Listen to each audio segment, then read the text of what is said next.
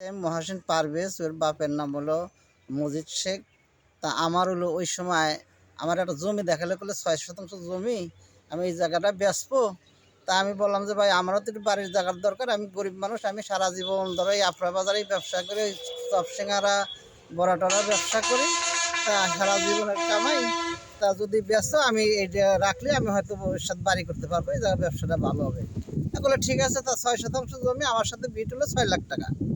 তা আমার ও 5 লাখ টাকা নেওয়ার পরে এই জমিটা আজ দেয় কাল দেয়, অমুক দেন দেয় তমুক দেন, নিশ্চয়ই করে দেবো। মানে এর ভিতরে জমি দেয় না, আমার জমিও দেয় না, এই জমিটা অন্য লোকের কাছে বেছে।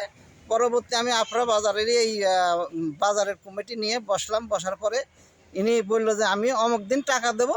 তা জমি দিতে পারতেছি না, জমি আমি বিক্রি করে ফেলাইছি, যেভাবে হোক আমি টাকাটা দিয়ে দেবো। তা এরা আমার এই 5 লাখ টাকার একটা চেক উনি দিলে যে অমুক তারিখে টাকাটা দেবো। এই টাকাটা অমুক তারিখে সে ব্যাংকে আমি গেছি, ব্যাংকে যা কয় টাকা নেই, টাকা নাই। আমি এই তারপরেও এদের কাছে এসে বললাম, এরা সময় নিল, উনি সময় নিচ্ছে, খালি সময় নিচ্ছে। আমি এর ভিতর সময় খালি নেই, আমার আর টাকা দেন। আমি বহুতবার রিকোয়েস্ট করে ওনার কাছে কাদাকাটি করি, ভাই আমার টাকা, আমি সারা জীবন আমি সারা জীবনের খাওয়াই, ভাই আমার টাকাটা দেন, আমি পড়াশোনা বেশি আপনাকে নেই। তা আপনি তো দেন, আমার এইটাই কি হয় জীবন, আমি কেস চালাবে পারবো না। আপনি যেভাবে কিস্তি মিস্তি যেভাবে আমার টাকা দেন, আমি ভাই কেস চালাবো না। তা উনি আমার টাকা দেয় না। পরে আমি ওই বিডিআর মানে আর্মি ক্যাম্পে আমি অভিযোগ দিই, ওনারাও সালিশ করে দেয়।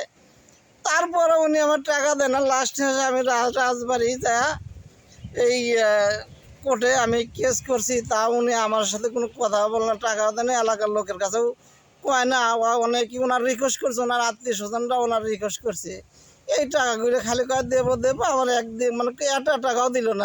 আমার সারা জীবনের কামাই।